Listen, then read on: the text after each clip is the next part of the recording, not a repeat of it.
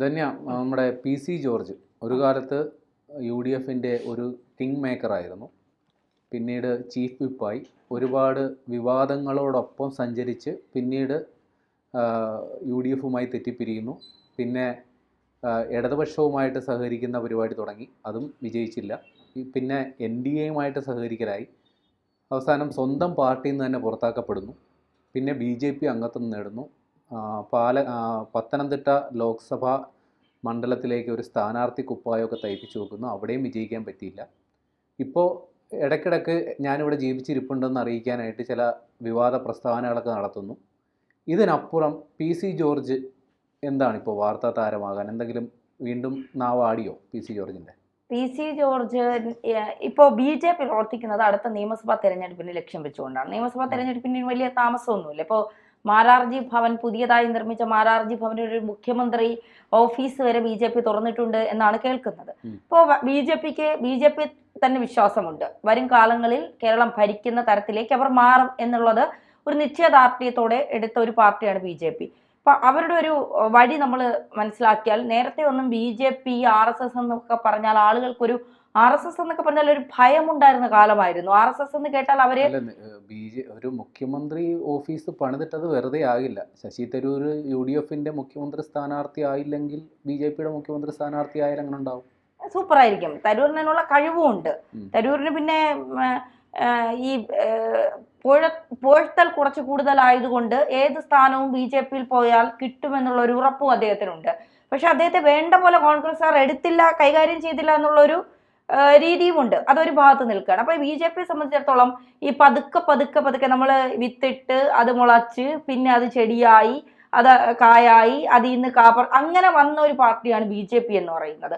അപ്പോൾ അവർക്കറിയാം എങ്ങനെയാണ് ഇത് ഏത് തരത്തിലൊക്കെയാണ് ഇത് വളർത്തിക്കൊണ്ട് വരേണ്ടത്. ഗ്രൂപ്പിസത്തിനപ്പുറം ആളുകൾക്കപ്പുറം പാർട്ടി എങ്ങനെയാണ് വളർത്തേണ്ടതെന്ന് BJPക്ക് നന്നായിട്ട് അറിയാം. അതുകൊണ്ടാണ് വീണ്ടും രാജീവ് ചന്ദ്രശേഖർ തന്നെ അധികാരത്തിൽ വരും, BJP സംസ്ഥാന പ്രസിഡന്റായി രാജീവ് ചന്ദ്രശേഖർ തന്നെ നിൽക്കുമെന്ന് പലരും വീരവാദം അടിച്ചും പലരും വെല്ലുവിളിയൊക്കെ നടത്തിയപ്പോഴും മീഡിയ മലയാളമാണ് അത് ആദ്യം കൊടുത്തത്. രാജീവ് ചന്ദ്രശേഖർ ആയിരിക്കും ഇത്തവണത്തെ BJP സംസ്ഥാന അധ്യക്ഷൻ എന്ന്. പക്ഷെ അപ്പോഴൊക്കെ ഞങ്ങൾ അതിൽ കുറേ തെറിവിളികൾ കേട്ടു, വലിയ രീതിയിലുള്ള വിമർശനങ്ങൾ കേട്ടു. പക്ഷെ പിന്നീട് അത് കൃത്യമായി, കാരണം BJPക്ക് അറിയാം കേരളത്തിൽ ഉള്ള ഒരാളെ തന്നെ BJP സംസ്ഥാന അധ്യക്ഷനാക്കിയാൽ ഒരു ഗ്രൂപ്പിസവും കുറച്ച് പ്രശ്നങ്ങളും ഒക്കെ അതിൻ്റെ അകത്തുണ്ടാവും. ഇതൊന്നും ഇല്ലാത്ത ഒരാളെ കൊണ്ടുവന്ന് വെച്ചാൽ അയാൾ എടുക്കുന്ന തീരുമാനങ്ങൾക്കൊപ്പം കേന്ദ്ര നേതൃത്വം നിന്നാൽ BJP കുറച്ചുകൂടി കേരളത്തിൽ വളരാൻ സാധ്യതയുണ്ട് എന്നുള്ളത്. ഇനി നമ്മൾ പറഞ്ഞ വിഷയം PC ജോർജിനെ കുറിച്ചാണ്. PC ജോർജ് നാവിട്ട് അലക്കി പല വിവാദങ്ങൾ വരുത്തി വെക്കുമെങ്കിലും PC ജോർജ് പറയുന്ന പല കാര്യങ്ങളും ഏറ്റുപിടിക്കുന്നത് ക്രൈസ്തവരാണ്. പല കാര്യങ്ങളിലും ശരിവെക്കുന്നതും ക്രൈസ്തവരാണ്. PC ജോർജ് ലവ് ജിഹാദിനെ കുറിച്ച് പറഞ്ഞപ്പോഴും കാസയും ക്രൈസ്തവ സമൂഹവും കുറച്ച് വിഭാഗം PCക്കൊപ്പമുണ്ട്. അത് BJPക്ക് നന്നായിട്ട് അറിയാം. അപ്പോൾ BJP പലപ്പോഴും ഈ PC ജോർജിന്റെ നാവ് അറക്കാൻ BJPക്ക് പറ്റുന്നില്ലേ, അതായത് PC ജോർജിന്റെ വാ അടപ്പിക്കാൻ BJPക്ക് പറ്റുന്നില്ലേ എന്നൊക്കെ ചോദിക്കുമ്പോഴും PC ജോർജ് പറയുന്നതിനൊക്കെ ലവ് ജിഹാദ് ഉണ്ട് എന്ന് പല ക്രിസ്ത്യൻ സമൂഹവും കാസ അടക്കം മുന്നോട്ട് വരുന്നുണ്ട്. അതുപോലെ തന്നെ പറഞ്ഞ പല കാര്യങ്ങളിലും ശരിയാണ് PC ജോർജ് പറഞ്ഞത് എന്ന് പറയാതെ ക്രൈസ്തവ സഭകൾ പ്രത്യക്ഷമായില്ലെങ്കിലും പരോക്ഷമായി അതിനെ അംഗീകരിക്കുന്നുണ്ട്. അത് BJPക്ക് നന്നായിട്ട് അറിയാം. അതുകൊണ്ട് ഈ ഗോവ ഗവർണറായിരിക്കുന്ന ശ്രീധരൻ പിള്ളയുടെ കാലാവധി കഴിയാറായി. ആ സ്ഥാനത്തേക്ക് PC ജോർജിനെ പരിഗണിക്കാൻ BJP ഉദ്ദേശിക്കുന്നു എന്നുള്ള സ്ഥിരീകരിക്കാത്ത ചില റിപ്പോർട്ടുകൾ BJPക്ക് അകത്തു നിന്ന് തന്നെ വരുന്നുണ്ട്. അതിൽ എത്രത്തോളം സത്യമുണ്ട് വാസ്തവമുണ്ടെന്നൊന്നും അറിയില്ല.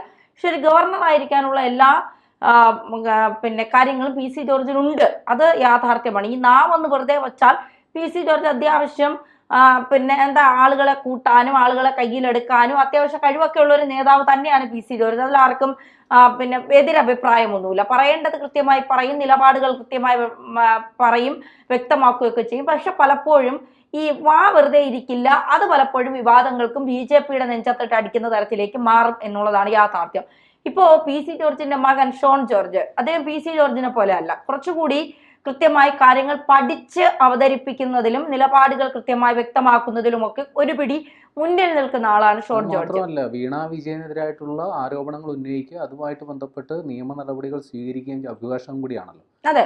അപ്പോൾ അങ്ങനെ വലിയൊരു വാർത്താ പ്രാധാന്യം നേടിയെടുത്ത ഒരു യുവ നേതാവും കൂടിയാണ് അദ്ദേഹം. അപ്പോൾ അദ്ദേഹത്തെ ഇപ്പോൾ BJP വൈസ് പ്രസിഡന്റുമാരുടെ ഇതും മീഡിയ മലയാളം ഈ വാർത്ത ബ്രേക്ക് ചെയ്തിട്ടുണ്ട്. ഈ വാർത്ത ആദ്യം കൊടുക്കുന്നത് മീഡിയ മലയാളമാണ്. അന്ന് ഇതുപോലത്തെ വിമർശനങ്ങളും പരിഹാസവും ഞങ്ങൾ കേട്ടിട്ടുണ്ട്, ഞാനും ആ വാർത്ത ചെയ്ത ആളും. അപ്പോൾ പിന്നെ വൈസ് പ്രസിഡന്റ് സ്ഥാനത്തേക്കാണ് ഇപ്പോൾ ഷോൺ ജോർജിനെ പരിഗണിച്ചിരിക്കുന്നത്. ക്രൈസ്തവരെ കുറച്ചുകൂടി കയ്യിലെടുക്കാനും മാത്രമല്ല ഈ വീണ വിജയനെതിരെയുള്ള പരാതികളിൽ കൃത്യമായ നിലപാട് സ്വീകരിക്കുന്നത് ജനങ്ങൾ മുഴുവൻ കണ്ടിട്ടുണ്ട്. ആ കേസ് വിട്ടിട്ടില്ല, ഞാൻ അതിന്റെ പുറകെ തന്നെ ഉണ്ട് എന്ന് കൃത്യമായി ജനങ്ങളെ അക്ഷരം പ്രതി ബോധ്യപ്പെടുത്താൻ പലപ്പോഴും ഷോൺ ജോർജിന് കഴിഞ്ഞിട്ടുണ്ട് എന്നുള്ളതാണ് അതിലൊരു യാഥാർത്ഥ്യം. അപ്പോൾ വൈസ് പ്രസിഡന്റ് സ്ഥാനത്തേക്ക് വൈസ് പ്രസിഡന്റുമാരിൽ നമ്മുടെ പഴയ IPS ശ്രീലേഖ ഉൾപ്പെടെ ഉള്ളവർ വന്നിട്ടുണ്ട് എന്നുള്ളതാണ്. പഴയ സുരേന്ദ്ര പക്ഷത്തെ പൂർണ്ണമായും ഒഴിവാക്കിക്കൊണ്ട്, അതായത് ഇനി ഗ്രൂപ്പിസം വേണ്ട, നേതാക്കന്മാരെല്ലാം വോട്ട് പിടിച്ച് കൃത്യമായി മുൻനിരയിലേക്ക് വരുന്ന നേതാക്കളെ മൊത്തത്തിൽ ഉൾപ്പെടുത്തിക്കൊണ്ടുള്ള ഒരു മുന്നേറ്റം, അത് മതി BJP-യിൽ എന്നുള്ള തീരുമാനം രാജീവ് ചന്ദ്രശേഖർ എടുത്തു. അതിനൊപ്പം കേന്ദ്ര നേതൃത്വം നിന്നു എന്നുള്ളതാണ്. അതിൽ ഏറ്റവും പ്രധാനപ്പെട്ടതായി നമ്മൾ കാണേണ്ടത് ശോഭാ സുരേന്ദ്രന്റെ ഈ വരവ് തന്നെയാണ്. ശോഭാ സുരേന്ദ്രന്റെ വരവ് നമുക്കറിയാം. ശോഭാ സുരേന്ദ്രൻ ഈ പിന്നെ കെ സുരേന്ദ്രൻ സംസ്ഥാന അധ്യക്ഷനായിരുന്ന സമയത്തൊന്നും ശോഭാ സുരേന്ദ്രന് വലിയ റോളില്ല. ശോഭാ സുരേന്ദ്രൻ ഉണ്ടോ എന്ന് പോലും നമ്മൾ അറിയുന്നത് ഈ ലോക്സഭാ തെരഞ്ഞെടുപ്പ് സമയത്ത് ആലപ്പുഴയിൽ നിന്ന് മത്സരിച്ചപ്പോഴും, അപ്പോഴും അവർ ഒരുപാട് KC വേണുഗോപാലിനെതിരെ നിന്ന് മത്സരിച്ചപ്പോഴും വോട്ട് ഒരുപാട് പിടിക്കാം സ്ത്രീകൾ ഒപ്പം ചേർന്ന് നിന്നുകൊണ്ട് സ്ത്രീകൾക്കിടയിലേക്ക് ഇറങ്ങിച്ചെന്ന് അവരുടെ പ്രശ്നങ്ങൾ കുറെ കൂടി മനസ്സിലാക്കി പഠിച്ച് അത് അവതരിപ്പിച്ച് വോട്ട് പിടിക്കാൻ അവർക്ക് കഴിഞ്ഞു എന്നുള്ളതാണ്. അവരെവിടെ നിന്നാലും ആ മണ്ഡലങ്ങളിലൊക്കെ ഒരു 2ാം സ്ഥാനം ഉണ്ടാക്കാൻ അവർക്ക് കഴിഞ്ഞിട്ടുണ്ട്. ആറ്റിങ്ങൽ മണ്ഡലമായാലും പാലക്കാടായാലും ഒക്കെ അതിന് കുറെ സാധ്യതകൾ ശോഭാ സുരേന്ദ്രൻ ഉണ്ടാക്കിയിട്ടുണ്ട്. അത് രാജീവ് ചന്ദ്രശേഖർ കൃത്യമായി മനസ്സിലാക്കിക്കൊണ്ട് തന്നെയാണ് അവരെ ഈ കമ്മിറ്റിയിലേക്ക് എടുക്കുന്നതും അവർക്കൊരു സ്ഥാനം നൽകുന്നതും കൃത്യമായ നിലപാടുകൾ ഉറപ്പിച്ചുകൊണ്ട് തന്നെയാണ്. അതായത് 4 ജനറൽ സെക്രട്ടറിമാരെയാണ് പുതിയതായിട്ട് പ്രഖ്യാപിച്ചത്. പുതുമുഖങ്ങൾക്കും യുവാക്കൾക്കും കൂടുതൽ പ്രാധാന്യം പട്ടികയിൽ നൽകിയിട്ടുണ്ട്. വി മുരളീധര പക്ഷത്തെ തഴഞ്ഞു എന്നാണ് പുതിയ ഭാരവാഹ്യ പട്ടിക പുറത്തു വരുമ്പോൾ നമുക്ക് മനസ്സിലാക്കാൻ സാധിക്കുന്നത്. MD രമേശ്, ശോഭാ സുരേന്ദ്രൻ, S സുരേഷ്, അനൂപ് ആന്റണി എന്നിവർ ജനറൽ സെക്രട്ടറിമാരാകും. R ശ്രീലേഖ IPS, ഷോൺ ജോർജ് എന്നിവർ വൈസ് പ്രസിഡന്റുമാരും ജനറൽ സെക്രട്ടറിമാരായിരുന്ന P സുധീറും S കൃഷ്ണകുമാറും വൈസ് പ്രസിഡന്റുമാരുമാകും. ഈ ജനറൽ സെക്രട്ടറി സ്ഥാനത്ത് വി മുരളീധര പക്ഷത്തു നിന്ന് ആരുമില്ല. 4 ജനറൽ സെക്രട്ടറിമാരിൽ MD രമേശിനെയാണ് നിലനിർത്തിയത്. Doctor KS Radhakrishnan, C Sadanandan, P Sudheer, C Krishnakumar, advocate B Gopalakrishnan, doctor Abdul Salam, Sreelekha IPS, K Soman, advocate KK Aneesh Kumar, advocate Shone George എന്നിവരാണ് വൈസ് പ്രസിഡന്റുമാർ എന്നുള്ളതാണ്. പുതുമുഖങ്ങൾക്കും ചെറുപ്പക്കാർക്കും കൂടുതലായി കുറച്ചുകൂടി പ്രാധാന്യം നൽകിക്കൊണ്ടുള്ള ഒരു ഭാരവാഹി പട്ടികയാണ് മുന്നോട്ട് വച്ചിരിക്കുന്നത് എന്നുള്ളതാണ് നമുക്കിപ്പോ മനസ്സിലാക്കാൻ സാധിക്കുന്നത്. അപ്പൊ ഷോൺ ജോർജിന് ഒരു പരിഗണന കിട്ടി. അപ്പോ ഷോൺ ജോർജിനെ പരിഗണിച്ച സ്ഥിതിക്ക് ഇനി PC-നെയും പരിഗണിക്കും. തീർച്ചയായിട്ടും. ഈ നമുക്കറിയാം ഈ ശ്രീധരൻ PC-യുടെ നാവ് അടയ്ക്കണമെങ്കിൽ എവിടെയെങ്കിലും കൊണ്ടുവന്ന് നിർത്തണം. പിന്നെ PC-ക്ക് ഒരു ഗവർണർ പദവി കൊടുക്കുമ്പോൾ അത് ക്രൈസ്തവ സമൂഹത്തിൽ നിന്ന് ഒരാളെ ഗവർണർ ആക്കുന്നു എന്ന് പറയുമ്പോൾ കുറച്ചുകൂടി BJP-ക്ക് ഒരു എന്താ പറയുക, ഈ ന്യൂനപക്ഷങ്ങളെ തങ്ങളിലേക്ക് എത്തിക്കാൻ നിൽക്കുന്ന BJP-ക്ക് അത് കുറച്ചുകൂടി ഒരു വോട്ട് ബാങ്കായി മാറ്റാനുള്ള സാധ്യത കൂടുതലാണ്. ന്യൂനപക്ഷങ്ങൾ എന്ന് പറയാൻ പ്രത്യേകിച്ച് ക്രൈസ്തവ സഭകളെ കാരണം ഈ തൃശ്ശൂർ നമ്മൾ പരിശോധിച്ചാൽ മനസ്സിലാകും, സുരേഷ് ഗോപി ജയിപ്പിച്ചത് ക്രൈസ്തവർ കൂടി ചേർന്നുള്ള വോട്ടാണ്. സുരേഷ് ഗോപിക്ക് ഒരു വ്യക്തി എന്നതിനപ്പുറം ക്രൈസ്തവർ കൂടി ഒരുമിച്ചപ്പോഴാണ് സുരേഷ് ഗോപി തൃശ്ശൂരിൽ ഒരുമിച്ചത്. അതുകൊണ്ട് ക്രൈസ്തവർ അവരൊരു വോട്ട് ബാങ്ക് തന്നെയാണ്. ആ വോട്ട് ബാങ്കിനെ കൂടുതൽ തങ്ങളിലേക്ക് അടുപ്പിച്ചാൽ BJP-ക്ക് ഒരു പരിധി വരെ ഈ നിയമസഭാ തെരഞ്ഞെടുപ്പിൽ കുറച്ചുകൂടി വോട്ട് പിടിക്കാനും കുറച്ചുകൂടി വിജയ ശതമാനം കൂട്ടാനും കുറച്ചുകൂടി എന്താ പറയുക ആളുകൾ ജയിക്കാനുള്ള സാധ്യത കൂടുതലാണ്. അതുകൊണ്ട് ക്രൈസ്തവരെ ഏത് തരത്തിലേക്ക് തങ്ങളിലെ അതാണ് അനൂപ് ആന്റണി, ഷോൺ ജോർജ് തുടങ്ങിയവരൊക്കെ ഇതിലേക്ക് കൊണ്ടുവരുമ്പോൾ ക്രൈസ്തവരുടെ കുറച്ചുകൂടി സ്വാധീനം ഇതിലേക്ക് കൂടുകയാണ്. അപ്പൊ തീർച്ചയായിട്ടും അത്തരത്തിലൊരു പദവി PC ജോർജിന് നൽകിയാൽ ഒരുപക്ഷെ PC ജോർജ് വേണ്ടാന്നൊന്നും പറയില്ല, ഇരു കൈയും നീട്ടി അത് സ്വീകരിച്ചു.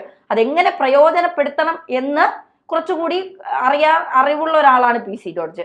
അതെ, ഏത് തരത്തിലേക്ക് അത് BJP-ക്ക് ഗുണം ചെയ്യിക്കണം എന്നറിയാവുന്ന ഒരാൾ കൂടി. അതുകൊണ്ട് PC ജോർജിനെ പരിഗണിക്കാനുള്ള എല്ലാ സാധ്യതയും ഉണ്ട് എന്നാണ് അങ്ങാടി രഹസ്യം. പൂഞ്ഞാർക്ക രാജ, ഗോവയിൽ ഗവർണർ. അതെ.